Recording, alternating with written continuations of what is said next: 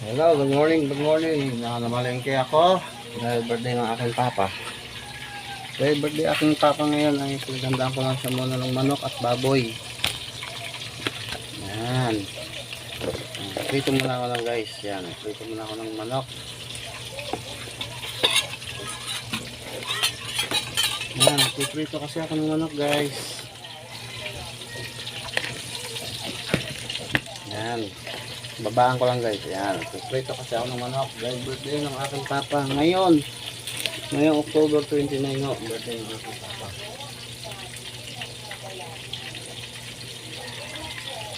Dahil wala po ako maibigay dahil kapos po ko isang palad. Kapos na po ako. Dahil ubos na ng aking money. Dahil wala na akong pera. At birthday ng aking airpot, pagandaan ko lang siya kahit manok, baboy na lang, pwede na.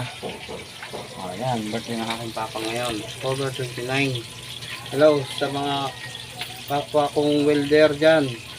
Binabati ko, apo mo, Bilarde. Happy birthday nga pala ngayon ng anak mo at apo mo.